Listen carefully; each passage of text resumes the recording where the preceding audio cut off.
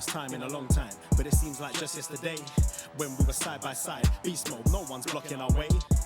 These other guys tried it, but them man ain't got the skills of Braden and Davie, brazen and raging, bringing you the thrills and spills. Right here in full gear, about to blow up like TNT. Us man are too sweet, Brady, DVP, the BDElite. Right here in full gear, about to blow up like TNT. Us man are too sweet, Brady, DVP, the BDElite.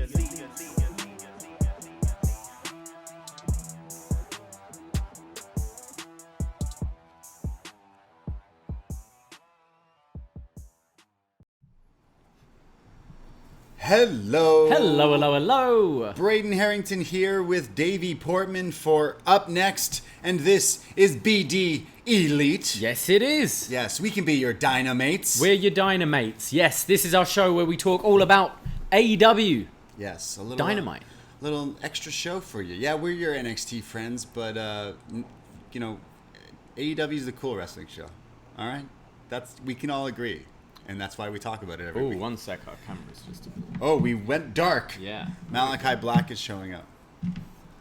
Technical difficulties. We can carry on. Yes, we are live on Twitch, as we are every Wednesday night, because you can find us there. We record this podcast live Wednesday nights, about 10:15 Eastern Time, after Dynamite. And then we put it up on this podcast feed. But shout out everyone at twitch.tv/upnextpodcast. We'll be doing a lot of twitching with every... I mean, we do already a lot of twitching that sounds weird, twitching. Every Tuesday night and Wednesday night. And yeah, we talk about Dynamite, which is the cool show in pro wrestling. Like, it seems like it's hitting on all cylinders. It's almost as if it's like just doing it for the fans, definitely like a fan service. Absolutely. It's breaking these things that we think are traditional in wrestling just because WWF, WWE have always done it. Like, annoying stuff. Like, not being able to cross-promote and just bring in a guy from the past for the sake of it. And, yeah, AEW are just undoing all those things, those bad habits in wrestling. And it's so refreshing to see. Like, All Elite really feels all, you know? Yeah. Like, today with having a deathmatch main event, not my cup of tea, but there's an audience for it, and AEW really represents all of that and are really trying to service the fans, I think. It definitely feels like that. Because watching wrestling for the past while, like, even myself, I mentioned I turned 30, and then Hangman turned 30 a day after me, and I went, wow, Hangman's definitely doing a lot better than me at 30, but I guess I'm doing okay. But I was like, damn, he's 30? Damn, I thought he was older.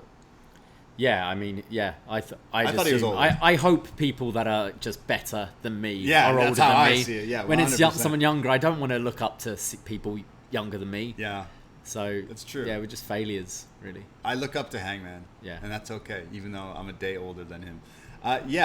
AEW seems to be like the fun show, and they got so many things going forward. We've talked about the CM Punk, Daniel Bryan situation meaning people saying they're signed and they're going to show up. And well, tonight there is some sort of message that could potentially be true. And a lot of people are like, yeah, this is a lock. And them adding a brand new show in Chicago right before All Out on the Friday, the debut episode of Rampage. It's the second week. The second of Rampage. Okay. Wow. Yeah. So the 20th of August. In Chicago at the United Center. Yeah. And yeah, well, let's just talk about this now. They announce it later, but we might as well. So they've announced this show in Chicago, very close to All Out, which is also in the Chicago area. That to me says, and the crowd tonight were very quick to pick up on it. They were chanting CM Punk. Yeah. That to me says they wanted to debut him before All Out because he's having a match at All Out. And with the Darby promo that comes up tonight, I assume that's the match. So they want to get CM Punk out there beforehand to kind of build this thing. Okay. But also we want to debut CM Punk in Chicago, you know? Get the bigger arena. Let's just go to... Yeah, I think this is more the downtown one, isn't it? Rather than Schaumburg, is it where All Out is? Yeah. But exciting. This to me tonight seemed like confirmation. Yeah, they look to be like on fire. They're picking up. They were ready right out the cannon when they were told crowds could come back and they could tour, and they're like not wasting any time doing all this stuff. And as we thought, like, oh, who knows what they'll do when they get crowds back? And it just, as a fan, we watch this stuff because we like this. We're weird wrestling fans. We like wrestling, and it finally feels. What I was saying is I'm 30 and I'm only 30 years old, and I've only watched wrestling for maybe since I was like 13 or so. But it's like so much of that when I grew up was like, man, a lot of this sucks. Yeah. And I felt disrespected for so long. I watched WWE ECW, goddammit. Give me my fucking respect. I want to feel serviced as a fan. It's like watching Coronation Street for years, but it was just trash. What other like soap operas that go on that long? Like for this long is wrestling. Like, and then finally a show where it doesn't like treat you like such an idiot. It's like, I know I'm stupid. I like wrestling. It's okay. That's what they're doing now. They're making it. They're trying to give us what we want. They're literally doing, like, if we complain on the internet and on Twitter about how Nightmare fan, what was Brandy's thing? Oh, Nightmare Collective thing. We were like, it sucks. So they're like, they're right. Let's get rid of it. On to the next thing. And it was like, that's what they do. And it's I don't know. It's really interesting watching. I know we're the NXT show, and I know that like we even thought last night was a pretty solid show, but this is the cool people. This is the cool table. This is the cool show that you would be watching. I would definitely be watching and wanting to talk about if we didn't do a podcast. Yeah, that's what it's giving. You remember when you have your weird set of wrestling friends and you want to talk about the water cooler situations, which we don't get to do that because pandemic and stuff, but talking to people about stuff, you would be like, I've already texted 3 people being like, dude, Hoovy, the juice. You know what I mean? It's giving me that. Like, when was the last time Raw ever did that? No, you're totally right. It hasn't for a long time. So, a lot of big stuff with AEW right now, and it kind of goes to show they're really trying to get this Rampage over off the top. You know, I think there's going to be interest in that first week of Rampage anyway because it's the debut. But having this potential CM Punk big event in Chicago for a Rampage for the second episode, maybe they're hoping people are going to think, Rampage is kind of must-watch as well. I can't pick and choose. I've got to watch both. So I think it's a good tactic for the beginning of this new series. Yeah, you got my attention. I'm kind of mad because I work Friday nights. Yeah. It's frustrating. How much wrestling do we got to watch? Can it be locked down again just those 2 weeks? It's definitely still going to be the show I'll try to watch, but Fridays is like I if you're doing shit like I'm going to want to... I don't want to see on Twitter the CM Punk debut. I want to watch that live. Are we going to take it off? Oh, fuck. I'm taking so much time We're already doing Saturday and Sunday that weekend because that's SummerSlam and TakeOver, and we're doing our game show and Twitch streams and we'll need stuff. to take Friday off as well. Just do it. Yeah, you might have to, man. You want to see Punk? I'll probably just avoid spoilers at work and then all right. show up. All right. Put a helmet on when you leave work. Yeah. All the people in the streets of Toronto just yelling at me. Delete your Twitter. CM Punk showed up and did this. Oh man. Don't wear a wrestling shirt. Like 4 a.m. wrestling spoilers on my walk home from work. No, it's gonna be your kitchen staff at your bar. It will be. Davie, I know you're serving, but did you watch? Punk showed up. No, I didn't watch. So I'm at work with you right now. Every time I tell them, I'm like, hey, I kind of don't want to know. I don't want to. Yeah, because we used to watch NXT when AEW was also on because we always did NXT the podcast first. But now we can watch. We don't get spoiled for AEW. That was a whole thing with our show. Don't spoil AEW. We're trying not to. But your kitchen staff guy would just text you, "Holy shit, Sting!" Or he knows I do an NXT show. You've told him. Yeah, it was Sting. I think he spoiled. Being spoiled. Yeah, damn. Well, we don't get spoiled anymore. But now you got to watch Rampage, man. The same kitchen guy messaged me about Nick Gage. He hasn't really seen anything like that before. Oh, so it's getting some attention. I feel like that's the thing. It's getting attention. We talked about a little bit about on Up Next last night about Nick Gage and Matt Cardona, Zack Ryder, and like how it was bloody and it was violent. It didn't feel like it was for me as much as some of the other death matches I've definitely seen in stuff, but it looked like a great visual with the crowd and stuff. But you were mentioning that there may have been like actual dangerous things being thrown, which sucks. But That's what people are saying. Yeah. which sucks, or the plants or whatever. It's like, well, like that's whatever. But it didn't get like, there was light tubes, and it was what I expected. I think I'll say right off the bat, hot take is I think I preferred the match with Jericho over the Matt Cardona one. Don't shoot me. But I need to rewatch the I don't think Cardona one because I did fall asleep. Oh, okay. But I got into tonight's one, and I was pretty negative about the beginning of the match, but I got into tonight, so I can see people thinking the same as you. Yeah, I feel like there's so much to unpack because I've just mentioned Juventud Guerrero, the Juice, is going to be brought up on this show. CM Punk is going to be brought up on this show. Haku is going to be brought up on this show. Sting, Darby. There's, another one I'm missing. Tanahashi. Oh yeah, we will be talking about. Like, that's what I mean. There's so much going on. Yeah, this show was wild tonight. I feel like we have a lot to talk about, but I feel like we can jump into the show and ride through. Let's just get into it. We'll definitely be talking. It's a hot new show. Have you heard of it? It's called Dynamite. It's really great. It's really nice. So, Dynamite from Wednesday, July 28th, and we get this great intro from. It's the Dark Order, but it's like a commercial, but it's using Hangman's theme. So picture like those.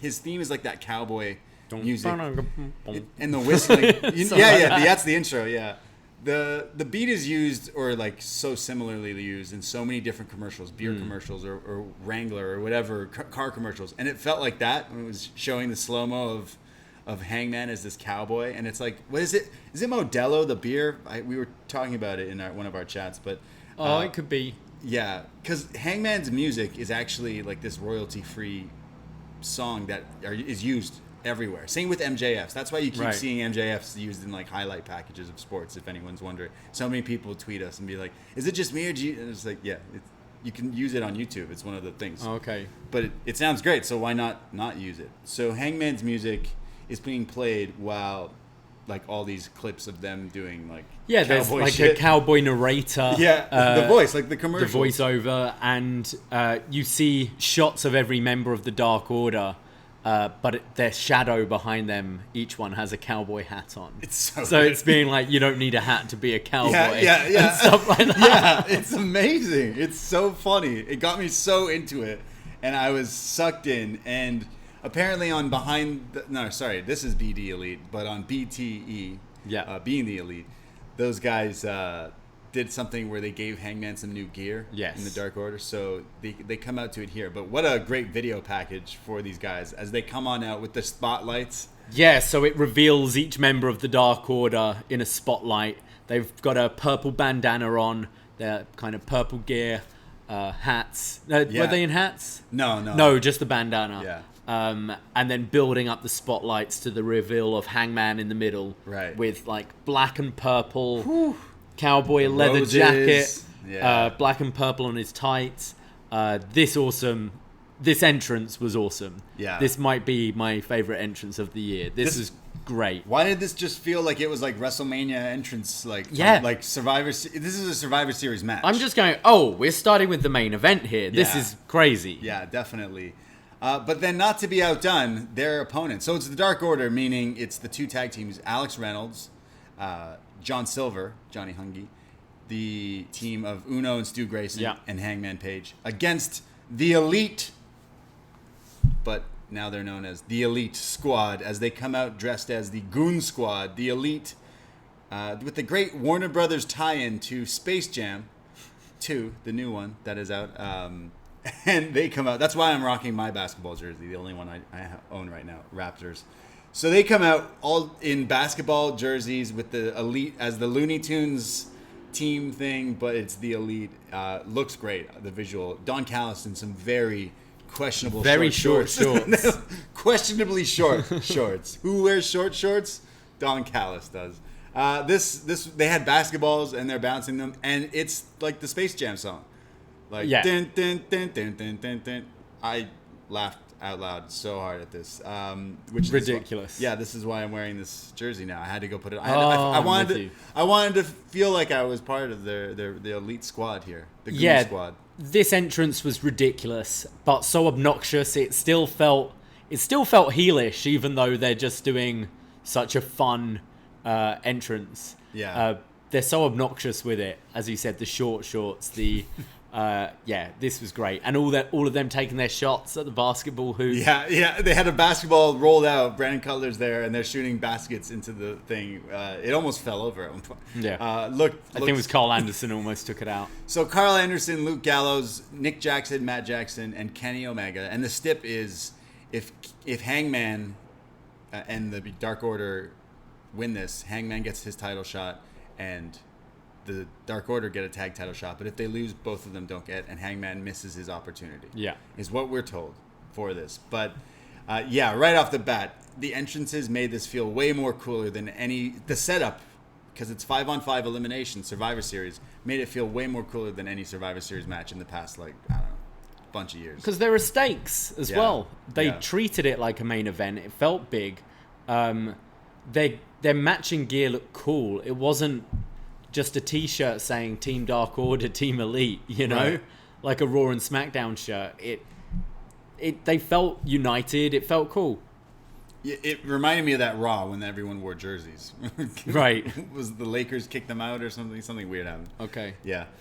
So this is a 5-on-5, and as you could expect, it's pretty crazy. It should be noted that the Elite squad jerseys that they have, which I'm sure they're going to be selling already. They're printing them. Scrump's printing them right now at PWT.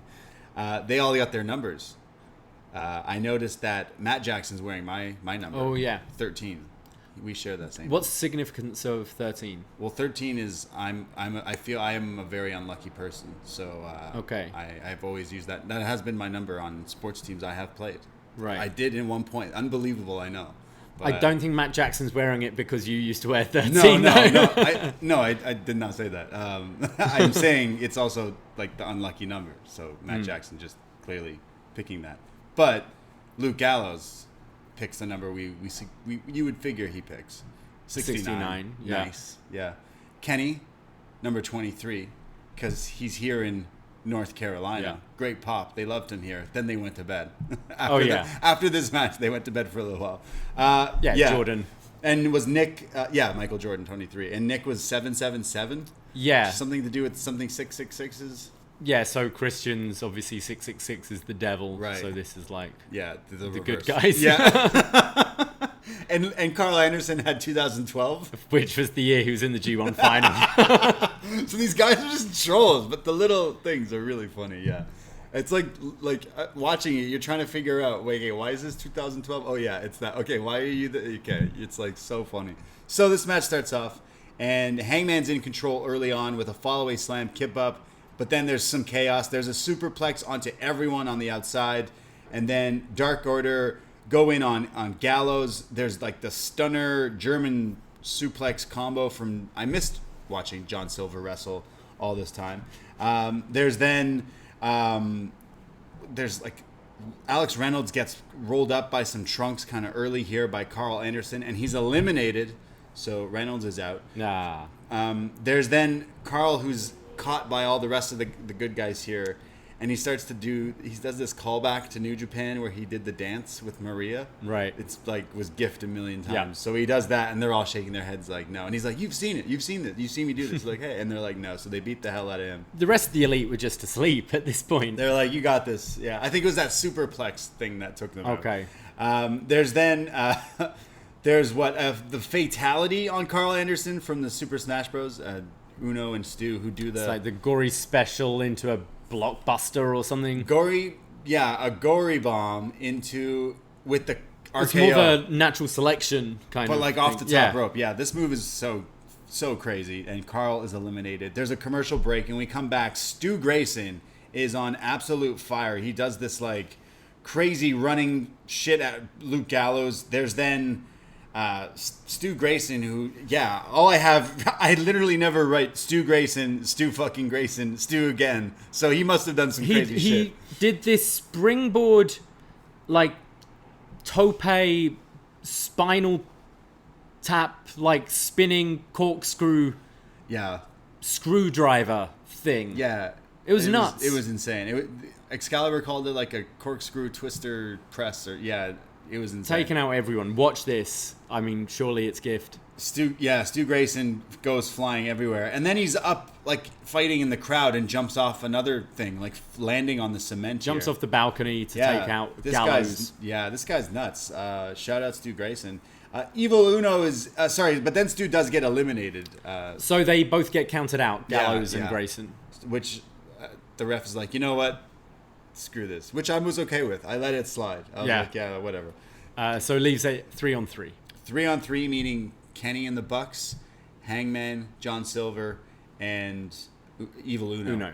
Evil Uno is in the ring with Kenny Omega and hits the End of Days, which is like the Baron Corbin move.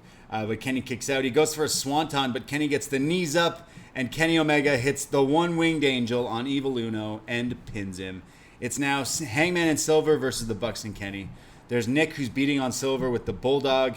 At one point, though... Bulldog, like, spiking him. Yeah. I love John Silver and the way he even sells moves. There's another commercial break. When we're back, it comes back to Silver's, like... What is it in the video game? Your comeback? This is Silver's, like, comeback. He's running around. He's like the Cesaro special, running through people here. There's then a crazy spin-out torture rack bomb on Nick. The Young Bucks come back, though, and they go to hit the Meltzer driver on the outside, the Indie Taker, and Nick tries to do it with the basketball, but he completely misses it, and the crowd boos. The crowd boo for a while. So they pick up the ball, and he dunks it, and he's like, I don't care, like, screw you guys, essentially. But imagine they hit it.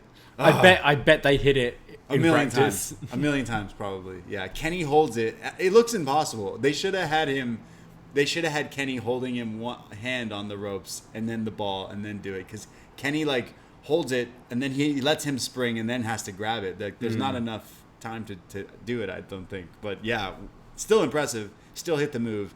They eventually... it looked like Kenny called him to do it again. Kenny was like, I'll do it. And then they're like, no, just continue with the match. We got to go home. So there's then the BTE trigger on Silver, alone in the ring, and they eliminate him, meaning Hangman... 3-on-1 against the Elite, and they are beating the hell out of him. There's a super kick party from all three for a near fall. He somehow takes the Bucks out and hits the Orihara to all three of them, and then hits the buckshot on the Bucks. A literal Bucks shot. Yeah, Kenny spat at Paige. Yeah. Right at the beginning of this bit as well. Which was really gross. Disrespect. Yeah, really mean. Mean guy. Kenny goes to grab the title at one point as, I think... Hangman pinned Matt at one point here. But then the title gets ducked, and there's the dead eye, but Kenny kicks out of that. There's then the ref is distracted again, and there's a title shot, but Hangman kicks out of that. Kenny is upset. He starts hitting Hangman with vicious V-triggers. Those things look... I don't know how they do this with making it look like he just does not... Like, looks crazy. Kills Hangman with two of them, but then, for good measure, picks him up for the one-winged angel, and we know ain't nobody kicking out of that. And Kenny Omega pins Hangman, meaning the Elite Squad beat the Dark Order, and Hangman gets no title match. Loses his title shot. Yeah. Oh, but in what a wild Survivor Series match. This was great and went about 35 minutes, I think. Everyone shone in this. Everyone had their moments. Right down to the entrances, they made this feel like a big deal. And I like how they were building and teasing you that Hangman was going to make this big comeback. They're making us wait for it more, and it's definitely going to kind of... They're going to have to prove themselves, because I don't mind this being pushed off, this Kenny match. I don't mind holding off a little bit. Well, what do you mean hold off? Like till All Out or till later date? I don't know. I don't know what this means. They kind of weren't hitting us over the head with the stipulation, I didn't feel, but that's what was said, right? He wouldn't challenge. Yeah. It's either you're saying that because they're gonna wait to do this match later, because All Out they have different plans now, or are they gonna make it maybe he cheated, so someone's gonna... Yeah, that's what we're either going to get story with Hangman trying to get a win to challenge at All Out, or it could be beyond All Out. Interesting. They could have different plans. Oh man, I think everyone was interested in seeing Hangman Kenny at All Out, but that's kind of dampers that a bit. Yeah, I don't know. Who are the other like ranked wrestlers besides him? They mentioned Christian. Who's number 2? Daniel Bryan. Yeah, I don't know if you have to have Hangman fight someone else to... Maybe Hangman beats Christian and to prove that he's like... I don't know. It's weird because I thought that was definitely the direction we were going, but you never know with these certain signings they've got going, whether they're shifting things, whether this was always the plan. They've been telling a very long story with Kenny and Hangman right back from the beginning of AEW. Yeah. This story's been building and building. Maybe they're making us wait a bit more. Damn, that's. I think it's happening at All Out. Come on, you gotta. That's gotta. And you can still lose at All Out, but give us the match. Yeah. Like you've pushed it for this much. I think so. There's still a few weeks, and they're gonna have these rampages too to build stuff. So who knows what they'll do, but... Yeah, there's a lot of TV, so maybe just stretch out a little to All Out. Well, I loved the fact that they did this, like, cross-promotion team thing with the Space Jam. Because in the new Space Jam, it's all about Warner Media. Like, they go to different Warner products and places trying to get a basketball team, but no one... Like, Harry Potter World, Game of Thrones Worlds, whatever. Gotham, Metropolis, like, anything owned by Warner, whatever. But then I swear in the movie, Bugs Bunny, like, goes over and sees TNT as, like, the property, the channel. And he goes, like, nothing good airs on TNT or whatever. or they'll air anything on TNT and, like, flicks back over, like, doesn't show interest. So there's your crossover. I was expecting AEW to show up in Space Jam. The crossover is Space Jam was shitting on TNT. Essentially.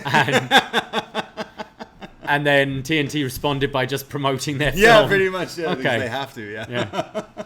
As I mentioned, Space Jam, the new Odyssey. What is it? The new Dynasty, the new franchise player. It wasn't that great, but your kids will love it if you got kids. We go to... Well, I love that match. This was such a hot opener. It went like half an hour. This was awesome. It went like half hour, and I absolutely loved it. One of my favorite opens to Dynamite. This was 100%. This whole thing with the entrances and the match itself. And that I'm intrigued still in this story, not like surprised me. So yeah, great opener. Yeah, I really liked it. It reminded me of a Survivor Series match, but it felt important. It felt everyone was hitting their marks, and the entrances made it feel like it was almost like a pay-per-view or something. Really, 100%. Definitely one of the best opening matches in Dynamite, and it went long because it was a lot of people, but great. So this leaves the match at All Out in jeopardy, but we go to Pac. Backstage, he's being interviewed. He's kind of upset about the whole thing that's been going on with the Lucha Bros. It seems they had some travel issues. But Chavo and Andrade show up and mention that, like, hey, don't worry. Like, my people will talk to your people and talk to their people. Everything will be okay. And Andrade really pushing the Scarface, hey, my little friend, and kind of talked like that. They didn't put subtitles for him this week. I don't know what you're saying. Yeah, Sorry. Yeah. I had no idea what you were saying. Yeah. So something's gonna happen with these guys. Yeah, they're feuding. Apparently, says Chavo. Says Andrade. I think I saw a lot of memes today because AEW Dynamite, this episode, is live in Charlotte, North Carolina. And I thought for sure there'd be Andrade mentioning the word Charlotte, right? Yes, like at least, yeah. Like make all the jokes you want with that, but yeah, I thought for sure he would say something because you have Miro talking about his hot wife all the time. Oh yeah, yeah. We go to what I thought reminded me of the Ellen show when she had her DJ, like on the side there. Oh, Taz? Yeah, Taz is in the booth here. Oh, this bit was weird. Why is Taz in this like booth? What's he doing? It's Ricky Stark's celebration. You got to get Taz in a booth. What was he doing up there? Why didn't you just come down with them? It's not like he was actually DJing. Hey, Ricky, I got your booth. There was literally nothing up there. Yeah, it was weird. There wasn't a couch. There wasn't a DJ booth. There wasn't bottles. There was just Taz up in this like crane lift with a curtain over This it. party looked terrible. Yeah, this wasn't a really good party. There were then like 3 people holding balloons. Fuck, Taz spends all his money on cigars and not on his friends' celebrations of this fake title. Why was he up on this thing? I didn't understand. Definitely interesting. Taz is up there, and he's like, hey, Ricky Starks, come on out. So Ricky comes out, and he's got this, like, New Orleans band. Yeah, because he's from New Orleans. Well, like, there was, like, 4 of them. One with the bass drum. One with the tuba, one with the trombone. Yeah, so maybe, like, and maybe a snare, so maybe, like, 5 of them or so. But they're just playing ringside, and Ricky's there. There was, like, 2 balloons. Yeah. Saints go marching it on. Yeah. Ricky comes out. Ricky looks fresh. He always, one of the best dressers in wrestling for sure. And out comes Hook, but no Brian Cage and no Hobbs. Ricky says Hobbs is out recruiting, so look out for new people joining Team FTW or Team Taz.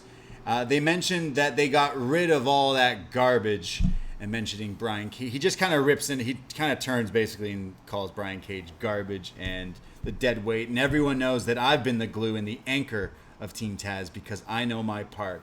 And I can let things slide, but I broke my neck, and you didn't even check on me, Cage. You don't care about me.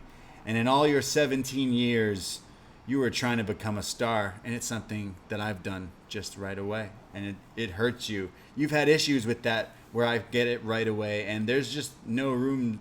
Sorry, this is where Brian Cage comes out now and tries to fight. One of the best lines was he was going on about Brian Cage's charisma and that he needed the group.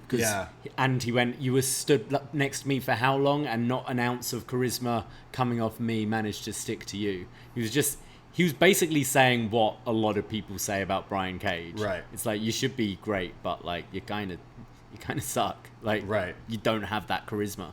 So Cage obviously is pretty pissed off, so he's coming on out here while Taz is up on the perch. And Cage attacks the band. He's supposed to be a good guy. I don't know. Killed that trombone player. Yeah, he kills this guy with the clothesline. He pushes the drum, the bass drum. None of these people deserve this. They just got hired. Just hired musicians. They're just like, yeah, we'll play this one song for you, the 4 of us, the 5 of us, and this guy comes out, beats the shit out of them, and breaks the trombone. And JR with what a great line, who says, "There's no room for trombones in wrestling." Direct shot at Xavier Woods. Big shot. Poor Woods. Xavier has tweeted right away. I think he was watching. So were these wrestlers who can play instruments who all played this? So that's pretty impressive. Well, 2 of them took bumps, didn't they? Good for them. I guess. That's true. It's not like they're doing just pretend jobber cop security It'd be funny thing, you know? That'd be so funny. Yeah, just pretend you're coming in. hurt. Can you just play this? And then you get just destroyed. You don't even know. Yeah. That's some ECW thing. Yeah, we're just hiring you to take a bump and then just get beat up. I like Ricky Starks. I thought his promo was good. I liked how he started being quite light and funny and then got really pretty serious before he was cut off. And I like the kind of truths he was saying. I can't say I really care about this feud. I'm not too interested in Team Taz. The party looked pretty pathetic. What was Taz doing up there? I don't know. Scouting, cherry picking. Yeah, just by himself, smoking a cigar. I don't even know what he was doing up there. Someone get Taz down. Did he get down? Hopefully. He was in the... I can't remember. No, he was in the... Just in his booth. His booth. All right. Taz, fire in the booth. Taz.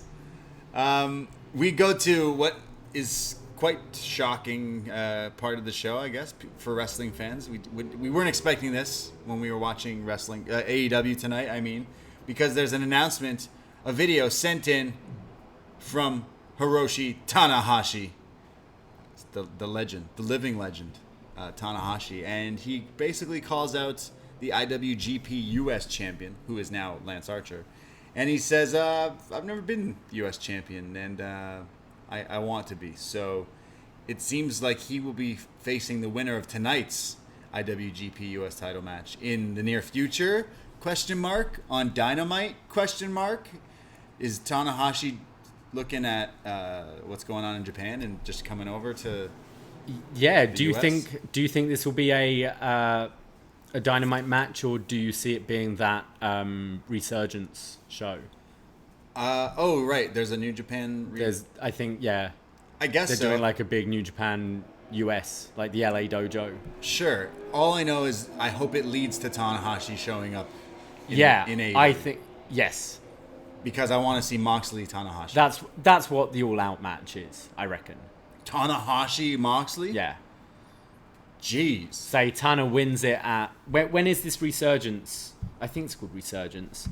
He wins it from Archer there, and then Moxley challenges Tana to get the US title back at All Out. Damn. Okay.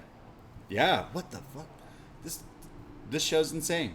And Hoovy in the near future. Isn't this like Moxley losing the title? It's like, okay, we'll keep you busy since then. He's had a feud with the Bucks. Yeah. He's gone off, been doing stuff in GCW, and now he's gonna fight Tanahashi. now fighting Tanahashi. And this all leads to him beating Moxley, so Daniel Bryan can come in and fight Tanahashi himself. Like, Yeah. They fought before, but not Sure. in the stage they were in their careers. That would definitely kind of hit off now, I think. Tanahashi's all elite. Tanahashi is all elite. I mean, we talked about dream matches last week. I love talking about Tanahashi, Moxley. This company's getting ridiculous. Yeah, it's insane. Fucking go Ace. Tana, you're not a big Tana fan. I'm a big Tana fan. I appreciate Tana. Yeah, you do, yeah. There is something you do have to appreciate, but he's definitely had like obviously the Okada like series, but like, man, he's definitely had some of these so many great matches. One of my favorites definitely, and I'm super excited to see him here because there's so many. Like obviously you could do Tanahashi Moxley, Tanahashi Bryan if that is a thing. Who else? Tanahashi. You can't just do like Tanahashi Kip Sabian. You got to do like who else? Kenny. We've seen Punk Tanahashi. Jeez, why not? Yeah. Tanahashi Juventud Guerrera. Tanahashi Jungle Boy. Tanahashi Jungle Boy. Yeah. Tanahashi Luther. I've always said Tanahashi versus Cena would be a really good, big, crazy match, but I guess that can't happen here. The New Japan Resurgence is August 14th, apparently. So plenty of time to then build to a Moxley match. Oh yeah, there is. Yeah, true. Okay. Damn, you sold me on that. They should definitely do that. Why not? Yeah. That sounds just as crazy as like All In was originally, like at that same venue that we went to. Like that's why we went to it, because it's like, wait, you're telling me at the time Kenny's fighting Penta. You're telling me Cody's having an NWA. Like it was like a little mishmash of all these different things that definitely attracts your style, and they do that a lot because they're doing that tonight with the deathmatch stuff. So it's interesting how they really, if you're a wrestling fan that likes the different things, maybe you do like the Japanese stuff or maybe some of the lucha stuff. They kind of grab you. They give you everything. Yeah, and you're not necessarily going to like it all. Yeah. And I think tonight will show that for a lot of people, but they do give you everything. Yeah. I'm super into Tanahashi showing up on a Dynamite. That sounds wild. Please do it. Show up. Have that match with Moxley and Tanahashi on a pay-per-view. Fuck. Tanahashi, Matt Hardy. Dude, now you're just come on. That should be the all. Can you imagine Tana comes in? He works for Hardy and just gets stuck in a Matt Hardy feud. Tana Hardy. It's gonna be all of them, like Punk, Bryan. All their first feud's gonna be Matt fucking Hardy. Fuck. Yeah, there's some other matches I want to see. I've seen like Tana tangle with the Bucks quite a bit. Yeah. The Twitch chat are now suggesting different matches. So Tanahashi Pac, Tanahashi Griff Garrison, Tanahashi Mark Henry is on the tables. Tanahashi Luchasaurus. Yeah, that's definitely got to be up there. Someone's giving a good one. Andrade. I mean, those are all really good, but even better, Andrade versus Tanahashi. Yeah. They probably tangled maybe in New Japan at some point, but yeah, this is pretty sweet. To kind of mix things up and especially try different things and this Forbidden Door and all that stuff. It seems like Daniel Bryan was like, hey, Vince, Triple H, whoever, I really want to do New Japan stuff. Let's get a cross promotion. That's how you can keep me. And they went, nah.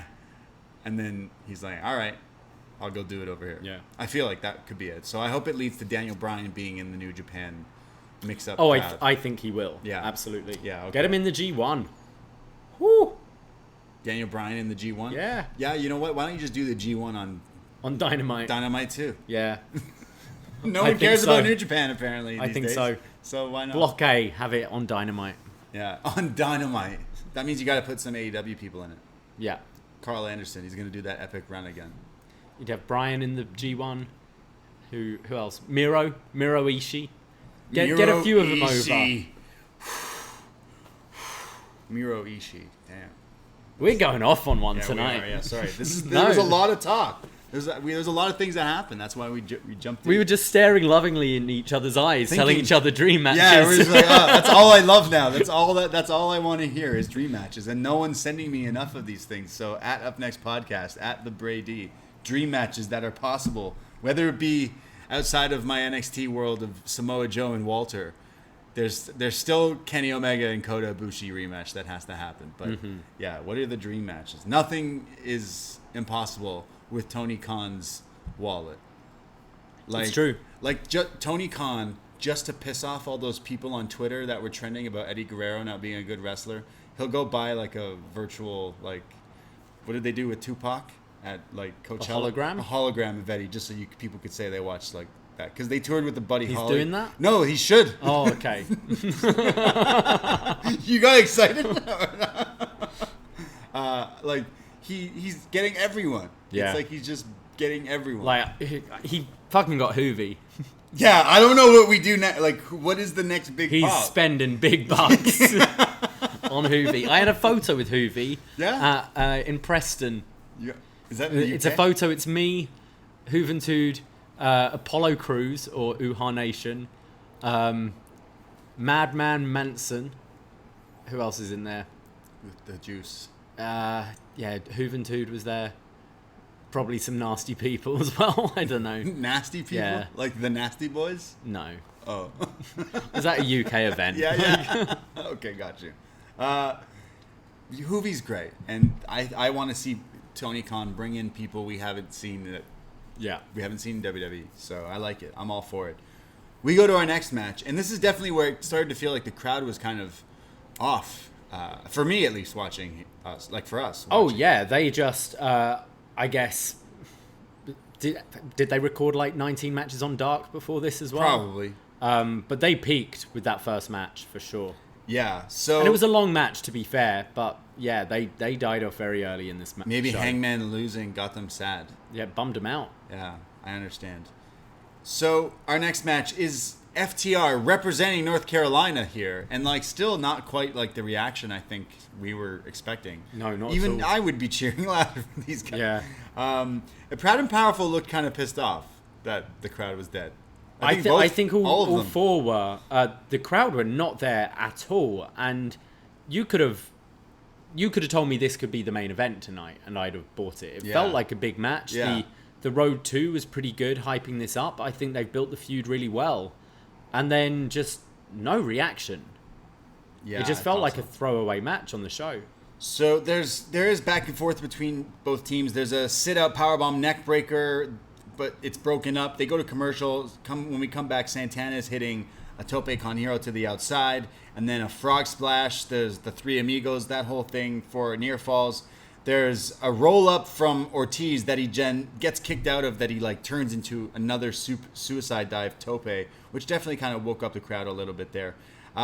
Wheeler's in and hits like a suplex. There's a bunch of power bombs from everyone. But then a tornado DDT from Wheeler, the fake out DDT from Dax. And then it looked like there was another superplex inside cradle going on. But it looked like something happened where Wheeler got shoved off the turnbuckle and he smashed or sliced his arm. Now, I'm not quite sure if what I was looking at in like some screen grabs, that it was like lots of blood and like lacerations, and him holding like tissues and Kleenex or pads to stop bleeding, or I saw him like holding his arm and I could see bone. Oh. So I'm not sure. Okay. Because Twitter is a wild place, but I'm looking at it like, oh, that looks gross. Yeah, I've not looked at stuff online yet about this, but it was weird because this kick out was odd. The ref just stopped counting. And then they just go to the finish. Yeah, much. It's Dax hitting a brainbuster on Ortiz, and it's over. Yeah. So then they don't really mention what happened. You see, they don't completely cut away from Wheeler, though. They do show him on the outside holding his arm with blood on his arm, but very odd. This whole match was very odd. Yeah. Felt like Twilight Zone or something.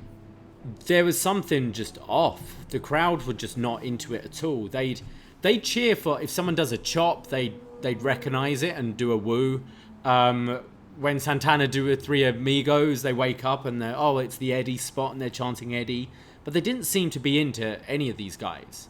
These didn't seem like stars to these guys at all, this audience at all. Yeah, really weird. And then it did seem to throw the talent off a bit. They did seem kind of pissed off wrestling this. And then the weird finish with a apparent injury to Wheeler, it just felt completely off. Yeah, no, which is unfortunate. And I hope he's okay, because we record this right after, so things could come out by tomorrow or whenever you're listening to this. And I hope he's all right. So one day we'll get this rematch that hopefully can deliver, that we know all four guys will want to deliver to us. So we hope he's okay. But at least they made a decision to stop it, because you don't know, he could be seriously hurt. But feel for all four of these guys. But yeah. Oh. Are you looking at the picture of it, or are you? Yeah, is that bone? I can't tell, man. I can't tell. It's I'm gonna go weak and weird looking at bone. Yeah, it's gross. We did a shot of the Rock's tequila earlier. It might come back up if we can keep looking at that. That's gross. That was gross. The bone there? Yeah. Yeah. Didn't like that. Didn't like that at all. Oh. It's like when the internet was such a new thing, where your friends would be like, look at this picture, and it'd be something so fucked, like broken bones or blue waffles. Yeah. Things like that. Kids don't know about the blue waffle. We go to Britt Baker. She's the champ, and she's talking about how she beat Nyla Rose, and she's the definitive champion here. And she's talking about how we need someone to have my back. And she says, everyone wears jealousy just as well as I hold this title. And she kind of mentions, like, no one here can step up to me. There's no one on my level in this division. I am this division. So she's not wrong. Who is there? No. Thunder Rosa is the only.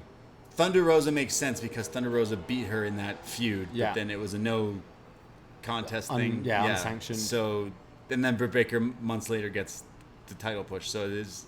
There's not really many other options.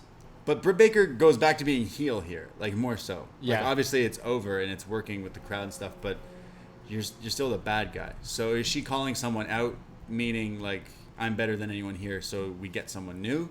Meaning, if CM Punk's going to show up, maybe he brings someone else? I'd love that. AJ Lee showing that. up to face Britt Baker could be something That'd that be happens awesome. down the line as well. But I'm just fantasy booking. Right. Again. I can't stop. I can't stop fantasy booking. Yeah, not heard anything about AJ Lee neither. training or anything, but I'm a big AJ Lee fan. Yeah, so just saying. Yeah, but it does feel like maybe if not AJ Lee, maybe someone from outside off roster. Yeah. Who else is there? Deonna? Purrazzo from Impact? Yeah. Yeah. You could do... Yeah, I'm trying to think of who else is... People would say Tessa. But I don't know. Can't say... I don't know. Who is Britt Baker's opponent other than that? Like, AJ Lee almost sounds like the most realistic one. Yeah, there aren't really options, are there? Yeah. Chris Statlander. Penelope Ford. None of them feel up there enough. Yeah. To have a real big match for Britt. Yeah. You're gonna have to work on someone very quickly. Lana. Sure. Who else was released? Is Ty injured? Ruby Riott. Yeah, which she'd be available by then probably. Yes, definitely. That could work. That could be banging, definitely. So we go to the announcement for this Rampage on August 20th. It's going to be in Chicago. They're calling it Rampage: The First Dance. which I guess it would be the second dance if it's the second Rampage, but it's the first dance because it's their first show in Chicago this year before they come back for their third, fourth, and fifth dance in Chicago, which isn't really in Chicago, but it's all, yeah. That all makes sense, right? The first dance, it is confusing it being the second episode, but is this going to be Punk's theme or his new catchphrase? It's the first dance. I'm picturing Christian's shirt that said "Outwork everyone." Yeah, but first dance CM Punk. So they announced this, and this was like, hey, we're going to Chicago. Wink, wink. On this date. Wink, wink. On our new show. Yeah. Cut to Darby. Cut to Darby Allin hanging out with his dad Sting, and Darby says, I've been to Chicago. And I've been around a lot of people in this industry, a lot of guys who say they're the greatest. But if you want to be the best, well, there's only one place for that, and that's AEW.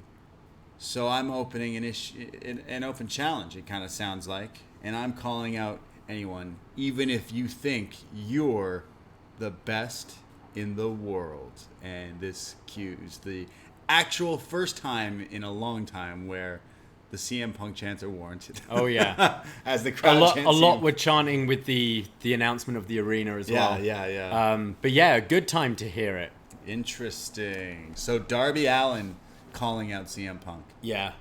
I think on that Rampage show, Darby should come out, should call him out, be like, hey, we all know you're here, we all know what's going on. And out comes Colt Cabana. In Living Color hits, and it's Colt. It's Colt. Colt comes out to confront Darby. Everyone's booing. And then Punk comes in and fucks up Colt. Oh, no. And then stares down Darby. Poor Colt. Oh, no. Yeah. I hope they've talked things through. Yeah, I forgot about that. Yeah. I don't really know the details of what happened, but I don't think they're friends anymore. Oh, yeah. That's too bad. Sad. Yeah, that's too bad then. I think Punk went, hey, I'll pay your legal bills, and then was like, oh, I'm good. It's something like that, and then Colt was like, well, I got sued. Got you. Something like that. Okay, yeah. Well, it sounds like Darby Allin's calling out CM Punk, so it does. Ladies and gentlemen, it's happening. It's happening. What do you think of that for a first match for Punk? Good idea. I think so. Yeah. I think that's really big. Get Punk in there right away with Darbs, I think, as he called him, in his list of people he wanted to wrestle. Right. Or he was interested in looking at. I think good. Have his whole gripe with WWE was not, using younger guys and stuff. Get Punk in there right away. Yeah. To beat Darby Allin. He does have to beat Darby Allin. I'm sorry, Darby. Yeah. You got to be the sacrifice there. But I'm sure he'll do something great. He'll eat that he'll literally go to sleep to sell this move if he gets hit with it. Yeah, that's a good first pick. Absolutely. For Punk, so. Definitely. Where would you go afterwards? Like Chicago. Always just do a weekly show. After Darby? Will you think he shows Sting. up? Punk's gonna show up at this Rampage show to set up for All Out match, or is Punk that's what you think? I think Punk does his debut at Rampage at the first and dance. then has does the stare down with Darby, and then he might be on weekly after that until what's it, All Out? No, what's the event? All Out Out will be the match. Damn. Okay. Interesting. So that All Out show is looking stacked. Crazy if that is the case. CM Punk, Darby Allin, Tanahashi, Moxley, Hangman, possibly Kenny, maybe. Yeah, unless maybe they push Hangman Kenny to the stadium. Arthur Ashe. Yeah, true. You could have Hangman win a match to become number one contender again, or something like that. Yeah. Oh, you know what? It's Jungle Boy is ranked number 2 because he lost, so he went back to number 2. And Christian's number 3, which means they got to fight each other. They need to have a match. Which means that will set up them having a match against each other, which is totally going to be Christian turning on Jungle Boy. So that match is going to probably happen at... Yes, okay, yeah. All right. There's got to be a match where they got to fight each other. And then Jungle fight each Boy other and Christian. And then probably fight each other again. Yeah. As bad guy Christian. Yes. You would imagine. Maybe. Yeah, they'll have a friendly one. Yeah. And then they can start playing the jealousy angle. Or do a triple threat and then Page wins it again and he gets to fight. I guess they could do it but that's on Dynamite. Hangman Kenny. Yeah, Is what you're saying. you do it on that stadium show. Arthur Ashe. That's the main event. Okay. Damn. Interesting. Yeah. And then Daniel Bryan comes out to confront whoever wins. Yeah, that's how I would book it. And that's the end of the show. Yeah. Just to... Big stadium going, yes, yes. It's Hangman's lying defeated on the mat. We move on. Yeah, I hope we don't get a run-in from the Delta variant. Oh, well. That's what everyone on Twitter today is like, oh, but there's COVID. It's going to ruin wrestling, so they better get ready to go back to Jacksonville. Can we just have fun for a month? Yeah. Please. Just saying, give us a month, we'll go back. Just give us a month. Give us September. And then it's going to be shitty weather. I'll lock down again. It's fine. All right. I hope not. I hope that. We'll be okay. We'll be okay. The Up Next Rumble and we'll all be good. Everything will be back to normal. Yeah. Hey, if you thought this episode wasn't getting any crazier, well, out comes King Haku. Is it Meng? Is this Meng? It is. Yeah, all right. So, yeah, this show's got everything for all you wrestling fans out there. Meng is, I'm going to mess up his name because I didn't know how to spell it. Hikuleo. We saw him last week, and he said he would face the winner of the death match last week, which means he's facing... He's a big lad. Yeah, he is. He's going up against Lance Archer. What do we know about Hikuleo? He's one of Haku's sons. Yep. Related to Tangaloa. Because he's in the Bullet Club. He's in the Bullet Club. He says he's taking the title back to the club tonight. Yeah. So. And I think he's one of the newer members. Right, yeah. He's like the young... Yeah, he young looks guy. younger, yeah. So, yeah, I just couldn't... I was, like, still in shock of the Darby Allin Punk thing. Yeah. From being still in shock about Tanahashi to now seeing Haku come out with the Bullet Club logo. I'm like, what is happening right now? So, Lance Archer versus Hikuleo. These guys are brawling all around the ring here. Lance is definitely a lot bigger than him still. And he's throwing him around ringside into the guardrails. There's a commercial break, but during the break, Haku gets involved and is doing like the claw? What is he even? Is it not the spike? That Haku used to do, like the throat choke thing. Yeah, Is that the Tongan death grip? Something like that. Yeah. So he's doing that on Archer, but he ain't falling for that. I wrote Haku does Haku shit, so that's what that means. Lance does his top rope moonsault thing. The old school moonsault. Yeah, it looks pretty great. Hikuleo tries to fight back and gets some offense in, but it's kind of a quick match as there's the blackout from Lance and he pins him and retains the title. This didn't do too much for me. I didn't think anything bad of this up and coming guy, but it didn't like move the needle for me. No, I mean when you think this was the last shot of last week, these two staring each other down at the end of the title match. This felt a pretty nothing match to me, and there was not really any chance that Hikuleo was going to win here. It was okay. I can't say I was too into it. Yeah, I agree. But the title, it only means Tanahashi gets to take it. So it's Tanahashi Archer. Which he should take the title from him. Yes, absolutely. And then Tanahashi can fight all these AEW people. Sounds great. We go to a recap of the Cody Rhodes Malachi Black stuff. It's actually just broken from the New Japan Twitter account that Tanahashi has revealed a time and place, and it will be Resurgence at LA. So it's confirmed that, yeah. So Tana, Lance Archer most likely at that event. Go Ace. Unless Archer drops it before then. Nah. Yeah. Go Ace. Go. I think it's Tana's reign. Tana. This is a podcast. Only the Twitch people can see, but Tana, the pose. He's just always pointing because he's number one. Yeah. The number one ace in all of New Japan. Professional wrestling. And professional wrestling and our hearts. Cody Rhodes, he's backstage. They're trying to interview him while he's like being like the producer of this show, which I think is quite funny. We've seen him a few times. Yeah, sat there with Tony. Yeah, he's like doing his job. But then he's attacked by Malachi Black, and it's a brawl. It's a pull apart. They enter through the tunnel. They're fighting on the entrance ramp. And Cody's laid out, and all these people are trying to separate them.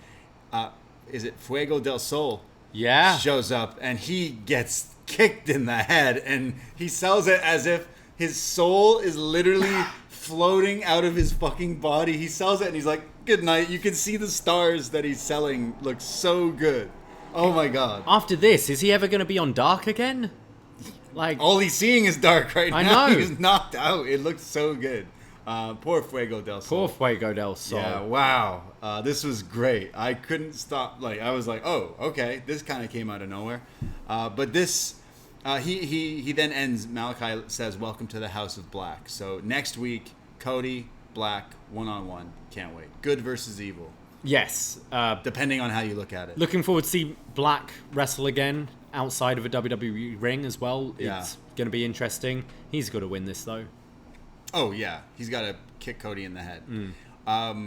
They should have been, Arn Anderson coming out to try to help Cody and gets kicked, which causes Cody distraught and then gets kicked in the head himself. It should be the finish. Don't think Arn's taken Another one? another one. Oh, no, he's already... Did he take one? Yeah. Yeah. This is why Cody's so mad True. at this Yes, guy. yes, you're right. Did Arn come out here? No, I didn't see him. Because North Carolina should have definitely woken up. Like, Yeah. yeah, interesting. So, yeah, I think Malachi Black should beat him, but Cody, because Cody can chill for a while. We weren't sure what Cody was doing anyways. Does Cody have a match at All Out or Arthur Ashe? I would assume Maybe a so, rematch. but a rematch maybe a stip match. Yeah, blackout match. Yeah. Lights out match. Lights no, out like match. no DQ. Oh, or no whatever. DQ one, maybe. That would fit, I guess. Yeah. I like this segment too. It was kind of quick and it got to the point, and it sets up for this match next week, which I didn't realize was so fast. A House of Black match. Let's do a cinema match. yeah, Let's bring them back. I miss them. He said, "Welcome to the House, House of of Black." Black. So I'm picturing like a House of 1,000 Corpses, Rob Zombie kind of thing. He's always putting his like makeup on his eye. Yeah. There. I see someone in the chat. Chris Leone says, "Book Cody versus Tanahashi on a Rampage." That Rampage. Do it. Okay. I don't know if Tanahashi's coming this quick, but yeah, do it. For sure. Why not? We see Miro. He's got a little video promo here. He says, next week, God's favorite champion will fight. And he mentions Lee Johnson, who he's picked a fight with, and he's going to be having a fight. I guess I have not listened to this week's Shot in the Dark. I have not watched Dark, so listen to Shot in the Dark with John Cena. But is Lee Johnson fighting Miro? Because that's what I got out of this. I guess so. Yeah. Miro brings up his two things in life, his double-jointed wife and a vengeful God, and he'll show no mercy to this Lee Johnson next week. Lee Johnson's been pretty good from what I've seen, so I don't expect him to beat Miro, but I always like these regular title defenses and a chance for someone who we don't see that often to showcase themselves on a bigger stage. Sino's in the Twitch chat and mad that we haven't listened to Shot in the Dark just yet, but I mean, he picks the day to put it out when we do like 3 other shows. Yeah. So we were talking about Dark Knight Rises for about 4 hours go, earlier. Get your own day, okay? Stop doing it on our day. Wednesdays and Thursdays. No, go listen to Shot in the Dark. And it's on YouTube. Look at him. Look at this. Yeah, check out the Up Next YouTube channel. Dickie Bird has been doing a lot of work and maintenance. Much needed maintenance. So pretty much all our free shows that we've ever done are on there now. And a lot of video versions and stuff. So check out youtube.com/upnext. Yeah, all the Up Nexts, all the BDElites, all the Shot in the Darks, all the stuff. Shout out Dickie Bird and shout out John Cena. So back to Dynamite. Well, Miro's calling out Lee Johnson, so I guess we'll get that match next week and he'll crush him, but I'm sure it'll be fun. Good match. Yeah, I think so. We go to Christian Cage, Jungle Boy, and Luchasaurus, Jurassic Express, going up against the HFO, meaning not Proud and Powerful. Hardy Family Men. Hardy Family. Their family. Family. Hardy Family Office, meaning it's Private Party and Angelico. I thought this was supposed to be Matt Hardy. No, it was just his friends, his men. And I can't believe I was like, oh, we're not getting Matt Hardy? And then I was like, why did I just in North Carolina, right? Yeah, exactly. Is he hurt or something? Is he North or South? North Carolina. Is he North? North Carolina, okay. yeah, definitely. Yes, you're right. Damn. I didn't understand why. Like, of all the times to have Matt Hardy wrestle, probably would have been here. But Yeah. Yeah, I don't know. Well, we have this match, and right before it starts, Tony Schiavone on commentary mentions QT sent a letter saying I was supposed to give you an apology, or you're supposed to apologize to me, or whatever. Yeah, he put the smoothie on his face. Yeah. So it's going to be next week in front of Tony Schiavone's an apology, friends and family, or something. So yeah, I don't know if they like cut this because they didn't have time, or they were like, we're just doing this next week. Yeah, with his friends and family there. I don't know. I guess I don't care. I thought you loved QT Marshall. I do, but not anymore. You're I'm over off of him. I'm over QT. Wow, you've dropped off. I'll see train. how this apology is. I'll give him one more week. Wow, you're giving one more week. I'll give him one more week. What does he got to do to just do a really good thing with Tony Schiavone? Damn, that's tough. Yeah, you're already dropping Tony. You're already dropping the Factory, and QT. Yeah. Yeah, I dropped him weeks ago. Yeah. I don't know. It didn't after you lost to Cody. It's like yeah. It's like anytime anyone fought John Cena. Yeah. Instantly DOA. Yeah. Like Bray Wyatt, see ya. Miro, see ya. Who's lower on the totem pole for you? Hardy Family Office or the Nightmare Men? You mean no? The Nightmare is the Nightmare Factory. The Factory. They're just called the Factory. The Factory people. Yeah. The Factory workers. Yeah. Who's lower on the? Yeah. Oh no, that's tough. Even more tougher. I guess Hardy Family or Office are in a bigger feud. Yeah, they're higher. Yeah, the lowest is Factory. Are they the lowest faction in AEW? I guess. Yeah. Yeah. Oh no, Pretty Peter Men. The private. What are they called? The Wingmen. The Wingmen. The Hunk. Are they even still a thing? They're they dropped a thing, JD right? Drake, I thought. Oh. JD Drake is amazing. They should definitely have signed that guy if they haven't already. But yeah, okay, yeah, true. So Factory is still kind of, if not the bottom, but they're in the relegation zone. Okay, aren't they? interesting. Yeah, interesting. Yeah, the Factory. Name everyone in it. QT Marshall, Aaron Solo, without the W. Nick Camarado. Yeah. Anthony Ogogo. Yeah. I think that's it. Julia Hart in it. No, she's in the other group. Varsity Blondes. Are they above Varsity Blondes? They're just a trio. Yeah. Trios don't count. Yeah, okay. Damn. Name everyone in the Hardy Family Office. Butcher, Blade, Bunny, Angelico, Jack Evans, Isaiah Casti, Mark Quinn, and Matt Hardy. Wow. You did way better than I would have. Is that them all? I don't know. I believe you. Like, I can't name the wing guys. I know JD Drake and Dolph Ziggler's brother. Pretty Peter. Oh, Pretty Peter. Cesar Bononi. Oh, right. Hey, look at you. You're on a roll. And Ryan Nemeth. Wow, welcome to our trivia show where we just give me more. Ask the hardest questions. Just current raw. What other factions are there that we have? In AEW? Yeah, there's a lot. I mean, okay, all right. There we go. Tough one for you. Curveball, ready? Everyone play at home, please. Name everyone in Cody Rhodes' Nightmare. Oh, fuck off.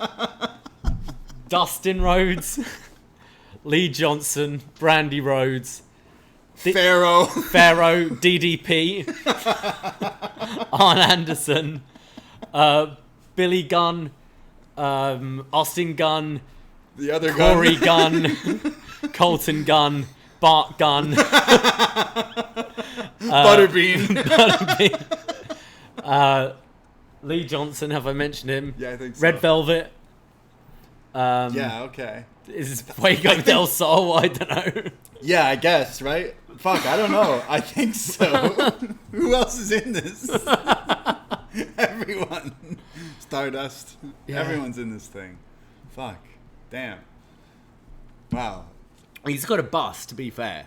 I don't think they all fit on that bus. He doesn't. That's his bus. He doesn't let them ride on that bus. It's the Cody Express. It's a big faction. I think you did name pretty much everyone though in that group, realistically, that I could think of. So you still passed, in my opinion. You did well. That was the hardest. I'm gonna have to look it up to make sure that we can carry on. I just need to check which of the guns are in it. Oh, did you mention Arn Anderson? I did mention Arn. And his son? Brock Anderson, yeah.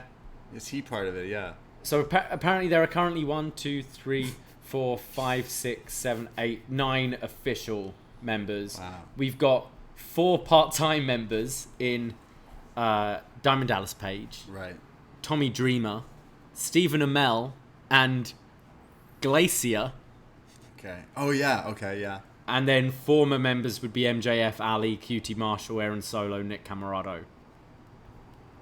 Yeah. So you got all of them. Big fact. I think I did get all the current ones, yeah. Wow. Yeah. That was the hard. There's no other teams. Like, there's the Elite, but, like, we know all of them.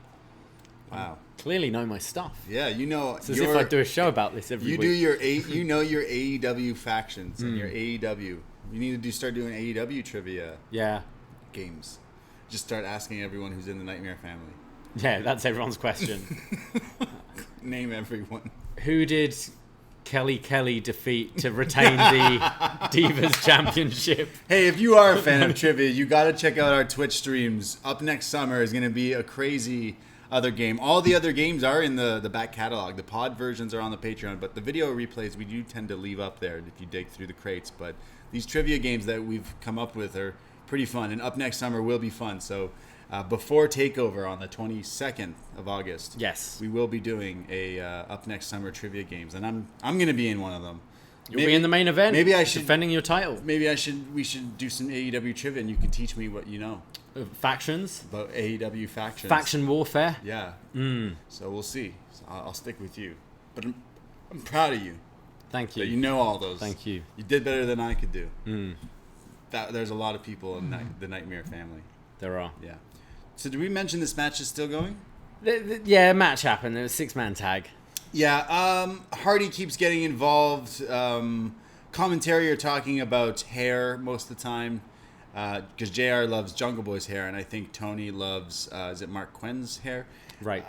There's then Lucha Man who gets a hot tag. He German suplexes all 3 people in this match. How? Because they're hugging them to get away, and he ends up suplexing all of them. There's then like a choke slam combo and a frog splash from Christian Cage to kind of put this to bed. I definitely wasn't feeling this one as everything else tonight. Yeah, I hate this feud. We just went off on a rant about where Hardy Family Office are on the totem pole. Right. They're very low down. I think Christian and Jungle Boy are above this feud with Hardy Family Office, but I guess it is to build to an eventual Jungle Boy Christian match, and they need to kind of build the bond between them before you can break them up. So it's a bit of a waiting game, but I can't say I'm too interested in this feud, and the match didn't do a whole lot for me. Yeah, I think we're fantasy booking ahead to inevitable Christian turning on Jungle Boy. Yeah, and that's going to be great. I'm really looking forward to that. Just For sure. We've got to go through these early steps first, and it's a bit okay. Just more Matt Hardy. He should have wrestled in North Carolina. Like they should have 100%. They should have waited for the Christian Matt Hardy match for this show. I think it would have got a reaction. Well, maybe they shouldn't go to North Carolina. They weren't really excited. They weren't really hot. Yeah. This wasn't over though. Nope. When you thought, good thing you just named all the members of Matt Hardy's family office, because one of them shows up here, the Blade, reminding us all that he is in this faction.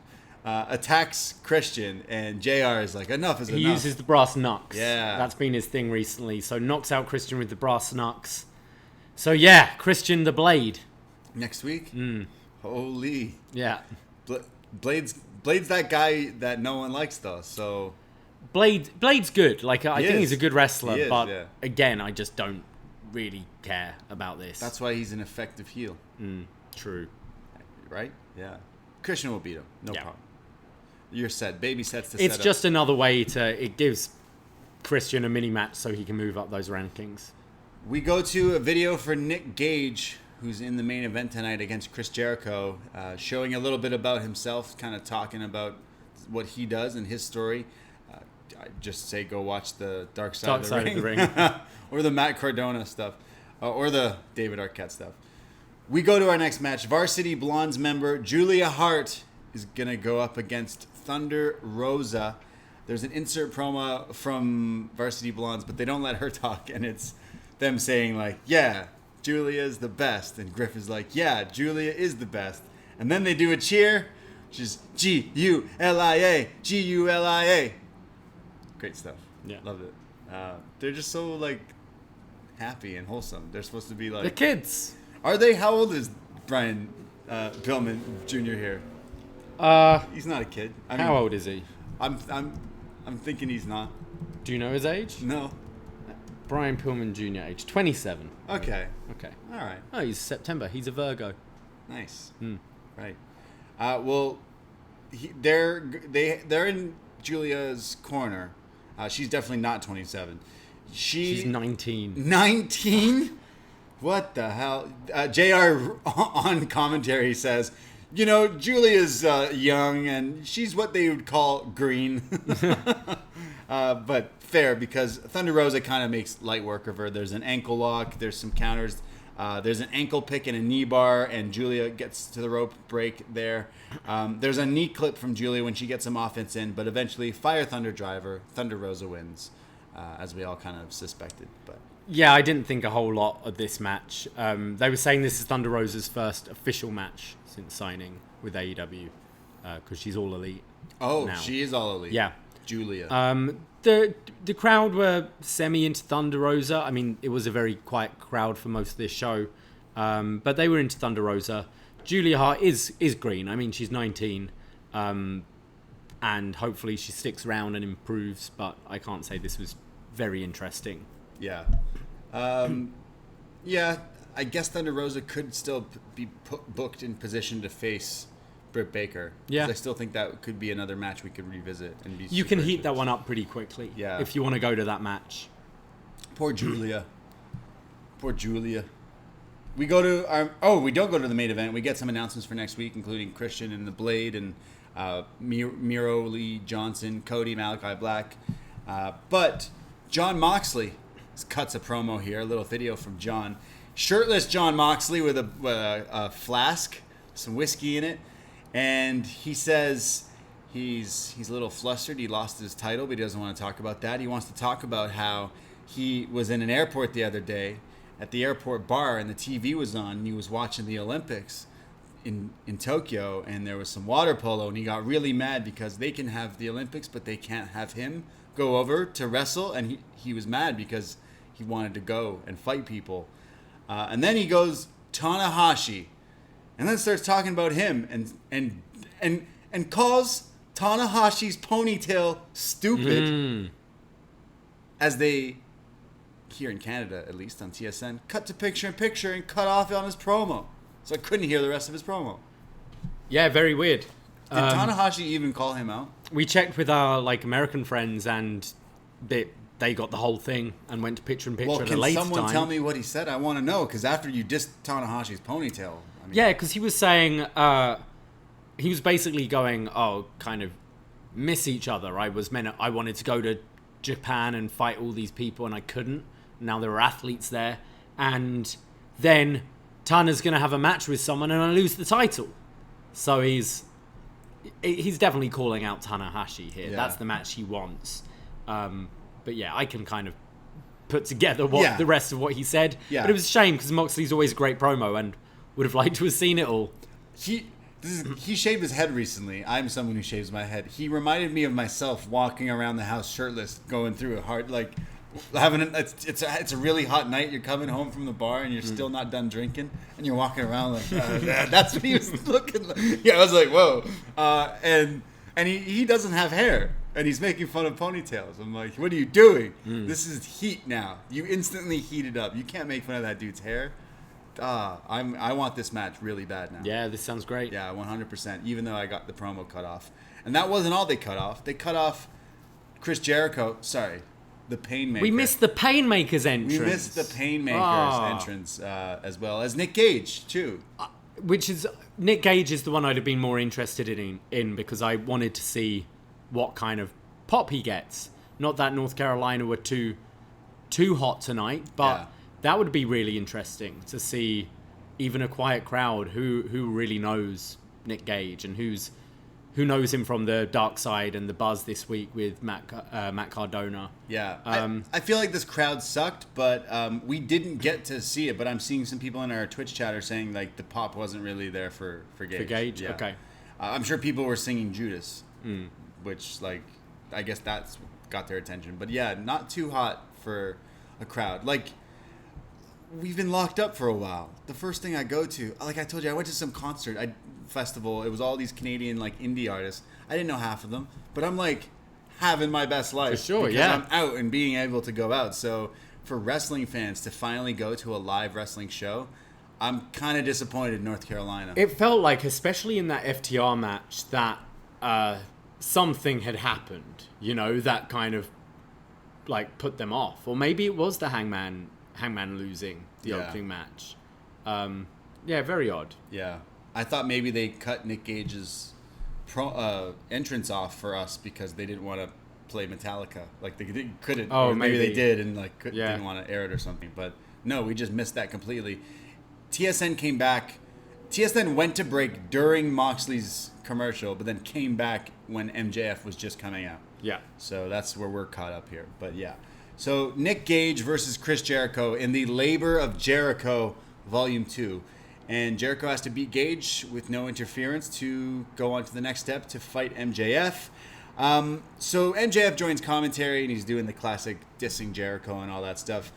Nick Gage has the pizza cutter. That's the thing. They showed picture-in-picture while he's got the pizza cutter. The picture-in-picture commercials for Domino's. Right. Way too perfect. Way too perfect there. It writes itself. The pizza cutter, the match starts. He swings it at Jericho and slices his arm, and some blood kind of trickles out. So Jericho gets a little taken aback here as they start to brawl. And here they go. Gage is in control. There's steel chairs. There's all sorts of stuff being brought in. And he hits a running pump kick in the corner. And then Nick Gage showing, I guess, his wrestling skill. His favorite wrestler, Seth Rollins maybe, yes. because it's the superplex into the Falcon Arrow, which looked pretty good. Jericho comes back, though, with the walls of Jericho, but Nick Gage gets out of it. He then grabs light tubes, so Jericho grabs his baseball bat, Floyd, to stop him. There's then a choke breaker from Gage, which looks nasty, and then more of the pizza cutter, and he is like... This time really going deep into the slicing forehead. him. Yeah, I don't know how they do this. It looks great, though. Anytime, like last week we had a lot of fork stabbing and stuff. This week's pizza stuff, stabbing, glass, all that stuff. He's slicing his head open to the dismay of some of the people in the audience. There's that, like, one girlfriend that was dragged by her boyfriend to come see the wrestling matches tonight. And there was, like, this girl in the front row who looked so disgusted at what was going on. And I think a few kids as well. Yeah. This definitely isn't... for your everyday kind of casuals. Hey, viewer discretion is advised. This is true, yeah. So he's grinding and slicing Chris Jericho's face open with the pizza cutter. The crowd chants, "We want tables," and Gage. That's the one thing they get up. They chant CM Punk and they chant, "We want tables." They know how to do that. Gage goes, "Nah, fuck that," and goes for the light tubes again. And this time he's grabbing a lot of them. There's then more steel chairs. And then a table, but it's a glass window. Yeah, he's got a pane of glass. Yeah, a pane of glass here as MJF's losing his mind. He puts Jericho under it, and it looks like he's going to jump off the top rope through the glass to go through onto Jericho's face, which would pretty nasty. But Jericho gets up right in the nick of time and hits an avalanche Frankensteiner, sending Gage through the glass. This woke up the crowd. Yeah. This got a huge reaction and looked great. The shatter made a great noise. It was loud. So he's rolling around in the glass. He's in pain. He's lucky he's wearing... He's done this before. He knows to wear shirts that can block it. But his arms are still cut up and bleeding here. Jericho goes... He tried to pin him off that, but Gage kicks out. He goes for the code breaker, but it's blocked, and now Jericho's thrown into some glass. This is where the glass tubes are brought out again, and Gage is whipping Jericho. They're smashing over his head, over his arms, over his back. And then he hits Jericho with a pile driver, just an old school classic Terry Funk style pile driver. But on the glass. Yeah. Jericho kicks out. commentary, Excalibur and Tony Schiavone are going wild, selling how gruesome and crazy and the stuff Jericho has to go through. And JR is just being very quiet. Yeah. And then he goes, "Isn't this fun?" Kind of like shitting on his own product. There's then Gage, who couldn't put Jericho away, grabs like this, like, looked like an ice pick or a shard of the light tube. Shards of light tubes, like shanks, and starts stabbing Jericho repeatedly in the face. I screamed at the TV in horror. Jericho is like kind of groggy and hurt by this as Gage grabs this like mega light tube. Imagine like 4 lightsabers put together. He's going to smash over him.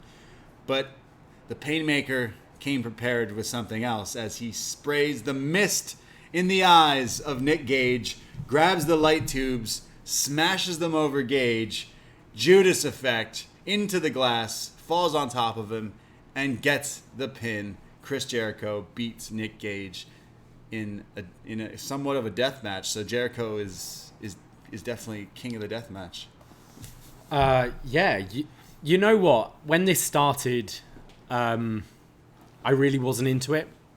I was getting remember when Warhorse had that match with Cody, and they announced it was Warhorse, and everyone got really excited about this indie guy. Yeah. And then he showed up, and it was like, yeah, you look out of your depth. Right. You look like this indie guy. And I was getting those same kind of vibes with Gage at the beginning here. I was going, oh, this isn't working. Yeah, Gage has his ceiling, but this looks odd on TV. It's not working for me. And then the way they started teasing the light tubes to build up to that first light tube spot, and then that glass, like Hurricanrana, the Frankensteiner thing, it really started to get me into it. And they built up and they delivered on the violence. And I loved the finish. The mist with the Judas effect, I thought looked great with the light tubes as well. Yeah. I actually really got into this by the end. Yeah, and it's not my kind of thing, but it hooked me. Yeah, I agree. I was super high on the stuff earlier in the show, and then I was like, all right, they definitely... I don't know. I wasn't really into the Cardona one, so I was like, I don't know what else you can do in this one. And I'll say again, I think I like this one way more than that one, actually, now that talking about it again. And I know Jericho's got his Jericho haters, but he's still delivering. Like, Jericho, another thing Jericho has not done is like this kind of stuff. And that's the thing with Jericho. You feel he's got this checklist of stuff he hasn't done. Yeah. When he first did Thumbtacks was against Dean Ambrose, and he kind of said on his podcast, it's like, well, I'd never done Thumbtacks before, so I guess I should. He's the GOAT. So it's here. Yeah, I'll do light tubes. That seems to be the thing. I tweeted out earlier, are light tubes our pizza cutters the new Canadian destroyers? Right. Because we've seen a lot of them in the last week. Yeah. The Kenny-Sammy match, the Cardona match, this match. Yeah. I mean, if you watch a lot of the Nick Gage stuff before, you've seen them. Yeah. Overall, I was super into it because it's Chris Jericho. It's someone I've followed for a while, and I've never seen him take light tubes to the head. Never seen him do that. I've never seen him fight with glass. It gave me... someone in one of our chats was saying it reminded them of The Wrestler, and that's totally what I thought. It's like Necro Butcher, Randy the Ram, that kind of thing. There was no ladder there, but the glass bar, there was no barbed wire here either. But this was the closest we'd get to this kind of violent thing. We've never seen this in WWE. Yeah, this is probably the most violent thing we've seen on TV in wrestling for a long time. Like, take aside your specialty indie stuff or whatever, King of the Deathmatch stuff, but this was on TNT and TSN live. I also, I'm sure Nick Gage has done crazier shit than this. Of course. But they delivered enough where this didn't feel watered down to me. I didn't feel, no. Yeah, that's what I was worried about. I was worried that they wouldn't even go anywhere near the Cardona thing last week. But they did. Jericho was like, there's a lot of blood. Yeah. There's a lot of glass and stuff. I don't know how they do this stuff in wrestling, if it's stuff or gimmicked or whatever, but to me it looked like they were smashing each other and there's glass and stuff. I'm sure it's gimmicked in some capacity, but still, looks insane. We've done that. I'll keep plugging because it was honestly like one of the best shows we've done. That best death match ever show we did who was that like Japanese guy that we talked about? Oh, Kasai? Kasai. Yeah. That guy loves glass, and Yeah. that's his like. You think of the tables, you think of the Dudley Boys, but when you think of glass, you think of that guy because it's like, what is wrong with you? So seeing glass on this show is like, whoa, crazy. And yeah, your casual viewers, this is new. This is all new. This is new. This is like some of your friends who watch AEW or WWE have not seen this stuff before. So they definitely were like kind of scared. Like, what is this? Yeah. Super violent. Is that blood real? That's not real. They use capsules or stuff or I don't know. That's not real. Looked real to me. Yeah. Looks scary. Shout out Chris Jericho for taking these crazy bumps. Was the dude's older than 50? Something like that? Hell yeah. He's 50. I don't take the Jericho slander. I'm sorry. Not in this No, house. this was a good match. Yeah. Overall, good match. But afterwards, he beat the labor of Jericho. But he's greeted by MJF, who says, cut the music. And he tells all these hicks in North Carolina to shut up. Jericho, as you sit there, well, you're going to be introduced to your third labor next week. And he says, I hold grudges. I remember some things you said to me, and I held them dear to my heart. So he plays a tape. And it's time ago when Jericho cut a promo on MJF in the middle of the ring saying, when I was wrestling on WCW, your parents were getting it on Monday night while they were watching me versus Juventud Guerrera. And I said, who the hell is Juventud Guerrera? And you told me to Google him. Well, Chris, I did. So, next week, Labor 3, Chris Jericho going up against Juventud Guerrera, the Juice. Yes. And added stipulation, Jericho can only win by hitting a move off the top rope. So what? So he's got to finish with like a frog splash, crossbody, moonsault. He can't hit moonsault. the Judas effect and pin him. Yeah. Or like Walls of Jericho. Yeah, this is great. What? Why not? This is something. Big pop. It's a big part of Jericho's history. So yeah, it's an old guy coming in to wrestle a match, but it has interest. It's doing a "This Is Your Life" Chris Jericho kind of segment, but as a match, bringing in Hoovy. I would say you've just had a death match, and then you're going, oh, I just got to fight Hoovy next week? Yeah. Okay, thanks, Max. Yeah, because... Thanks, Max. You kind of give me a pass next week. Maybe it's part of it, because maybe Max didn't do his deep Googling, because Jericho beat him. Jericho beat Hoovy, and he made him unmask. I wonder if they're going to have fun with the you can only win off the top rope gimmick. Yeah. Like have him like his foot tied to the turnbuckle or baby oil on the rope or something like that. I don't know. Like stuff so he's actually struggling to get on the top rope. Okay, gotcha. I thought the reveal of Hoovy was amazing. The other stipulations. It's almost baby facing MJF as well. He's just Yeah, and this week, Nick Gage. This week, Hoovy. Yeah, We're like, great. Yeah, so like... What's number 4? I want to cheer for Nick Gage. I want to cheer for... Hoovy. Yeah, I was cheering exactly. for Jericho here because I'm like, I want to see you obviously go forward, but you want to see Hoovy show up. So yeah, MJF's really the best bad guy because he's a good guy. So who... Now, it feels a letdown if we don't deliver surprises every week. Now you worked yourself You into a can't now just do Wardlow, you know? Yeah. You can't just do FTR one-on-one. Well, Yeah. probably one-on-one now. But I think it'll be... what will the other two be? Yeah, Dean Malenko. It's a flip. It's like, hey, you have to fight your friend. You have to... Would you do that as 4 or 5? Like the only way to climax? beat Dean Malenko is if you hit him with the Judas effect. Right. Will be the stipulation. So Jericho's like, oh no, I got to hit my buddy with the thing. So that'll be what, 4? That'll be 4. Dean Malenko, and then what's 5? Or maybe 5 is Dean Malenko. Who Yeah, could be because that 4? could be the big emotional. I don't want to It's do like this this is to my all you friend. have to do just to get the match. Just got to hit him with the Judas So effect. who's 4? Who's the other surprise? You would imagine it's someone scary and menacing or like death matchy because you want Jericho to get hurt, and like that's the point of it. So I don't know who else the other surprises. Seeing if the Twitch room has any suggestions. The Twitch room says he can only beat Malenko with an arm bar. Oh, which definitely would make sense. That would be good. That would be good. Yeah, I don't know. Forcing Jericho to face Sammy. Someone's suggesting. Oh, there That you could go. be good. Yeah, I mean, I think you wouldn't do that 2 weeks in a row if it's Malenko or Sammy. Yeah. But yeah. because that's just me fantasy wanting to see Dean wrestle again. But the Iceman. Hackman suggesting Great Khali. Great Khali?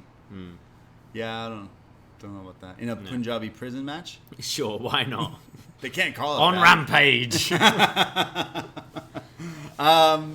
I like the fact that they just randomly go Hoovy. Some people in the crowd were mad Hoovy didn't show up. They were like, I was waiting for him to just do a hello like Gage did last week. MJF should have been like, he may have no-showed. I think he's had history. Oh, boy. So Hoovy versus Jericho. Oh, next week.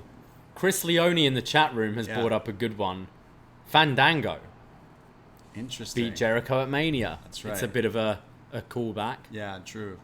Is his... I don't know his... 60, Would he have 90? been on an NXT one, maybe? Yeah, true. Maybe. Could be. Wow. I don't... Yeah. That could be number 4. Yeah, anyone else in the history of Jericho that we're kind of... Fandango, yeah, but not really the best choice. It doesn't really make me go, you got to beat Fandango to face me. It's not so... That's fun. We're already getting Hoovy. I don't think you can top Hoovy, to be honest. Like, who else can you get a pop reaction than someone saying Hoovy? Because either you understood this reference or you went, who's this guy again? And then looked him up. It's crazy. Because, we got our WCW encyclopedia, and Juventud Guerrera is in the book. He does have his own page. Yeah. So... Will he wear the mask or still? He hasn't really put the mask back on, has he? No, I don't think so. Yeah. Yeah. Man, but I used to love that era. That era of cruiserweights, Psychosis, Hoovy, Rey, Mysterio, obviously the We GOAT. watched that great match in, what was it, Starcade matches? Best match ever. We had was it Billy Kidman, Rey Hoovy Mysterio. and Ray, was it? I think so. Must have been. Yeah, Hoovy was pretty sweet. I loved Hoovy should come back with Chavo, Andrade, the Lucha Bros, the LWO. Could have it all. Yeah, Vicky Here. Guerrero. Vicky Guerrero. Yeah. Damn. Get all of them. That's wild. The Blade. For no reason again. Matt Hardy's like, this is my familia. Family. Yeah, of course. Overall, this episode started off with this crazy opener of this Survivor Series Space Jam, Space Slam, whatever thing. And I ate it up. And it genuinely makes us all confused of what they're doing with Hangman and Kenny. So maybe they are doing a good job. And maybe they are going to push that to Arthur Ashe. Possibly instead of All Out. So interesting to see that as well. There was some stuff I didn't like some of these kind of squash matches, but It definitely hit a lull, and Yeah. I don't think the crowd helped at all. The FTR match was disappointing for a lot of reasons, but overall, really newsworthy show. And some AEW just feels like it's all over the place in a good way. Just so much happened in this show, so much. And that opening match was awesome, and I did enjoy the main event. Yeah, solid show once again. yeah, honestly, even the Jericho hardcore stuff was interesting and fun to watch. So it had some lulls, but the news coming out of it, the surprises, even the Darby thing kind of gave me goosebumps. Oh shit, we're actually doing this. Okay, you can't tease this. You can't have Darby say, I want the best in the world. I feel it's confirmed. Yeah. Last week I was going, you know what? I don't want to get my hopes up because I've been burnt before. But yeah, this felt like confirmation this week. Yeah, 100%. So super looking forward to next week and the coming weeks. And we got CM Punk, Tanahashi, Hoovy, all these crazy things going on this show. So it's definitely the cool show as a wrestling fan. I genuinely can't wait to see where we get to go. And some of these matchups that we are potentially going to be seeing over this course of a month there with the Rampage, with the everything. Oh yeah, it's an exciting time. Exciting time to be a wrestling fan. Oh yeah. Definitely. Thumbs up for me for this episode. Definitely. One of my favorite Dynamites. Yeah, it was a good Full one. stop. One of my favorites. Especially that opener. That opener was excellent. Yeah, it felt really fun. Realistically, I'd have had that as the main, but obviously I don't think you can put that Nick Gage match on at 8 p.m. No, not at all. All the blood, light tubes, violent shit. Good stuff. So that was Dynamite. Fight for the Fallen? Fight for the Fallen. Yes, they did mention that they were taking They've given proceeds money to and all this stuff. guns. We didn't mention this. They gave money to guns? They gave money to guns. No. Anti-guns. Anti-guns? Be careful with guns. Something like that. Maybe that's why the crowd was so... They're North Carolina. Yeah. Why are you... Why are you supporting this? Yeah, weird. So join us Tuesdays. We record Up Next for the podcast. We record it on Twitch. And then Wednesdays we do this for BDElite. So if you want to hang out after watching us, you can join us on Twitch. But listening to the podcast version's cool too. That's okay. And if you want to listen to more podcasts, you should go to patreon.com/upnext because August 1st is the perfect time to give us a shot. Don't throw away your shot and try being a North American champion tier on our Patreon because you get access to all the past 350 shows of podcasts, movie reviews, retro NXT reviews. Talking about Chris Jericho just this week on Was Next because he makes his only NXT, the show appearance against Bray Wyatt. So yeah. That's something that Jericho's done it all. He really has. He has. That was something he needed to tick off his box. Yeah, in NXT. Do light tubes and wrestle on NXT. Yeah, exactly. Yeah. So we talk about that. That's a show we're doing this week. We just did a show with friend of the show, Scrump, from PWT Cast. He's a world champ patron, so he selected something for us to watch and join us to review, Watchmen, which I've never seen it before. So I finally watched The Watchmen, and that was totally fun. We also did Point Break this week for my birthday pick. We have the August schedule that's in finalization process, and it's looking pretty stacked. I already mentioned on Up Next a Triple Mania, best match ever, a Triple Mania watch-along and post-show, a best match ever, Daniel Bryan. It feels like we should be doing CM Punk now that it's Chicago. We might have to flip that. Maybe. At Up Next Podcast, and join the Facebook group because there's a Friday the 13th that's happening in August, and we decided to put it to the polls in the Facebook group. Which Friday the 13th movie should we do? We've done the first one. We've done Jason X.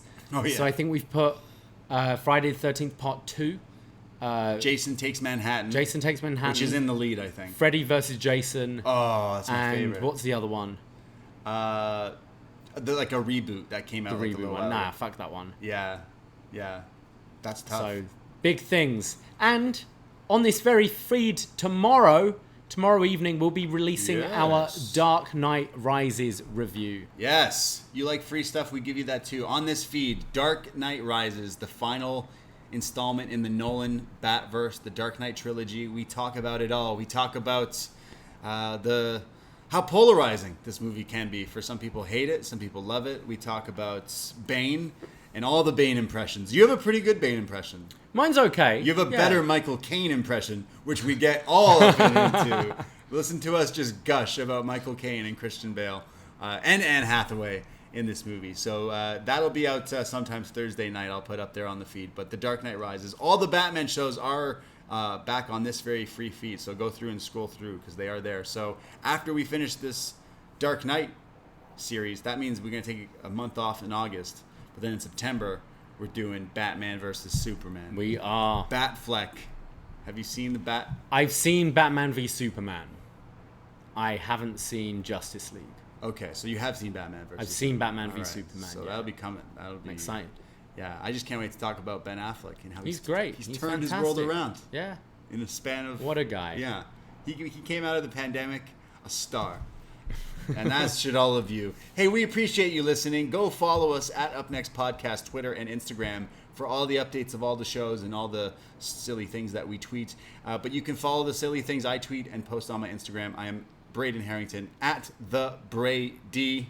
And I am at Davie Portman. And go listen to Shot in the Dark with John Cena because he fills you in with all the other stuff, and you definitely got to do it. Thank you, everyone in the Twitch room. Thank you, everyone, for listening. Take care. Goodbye. Be safe. And go Ace. Ahoy!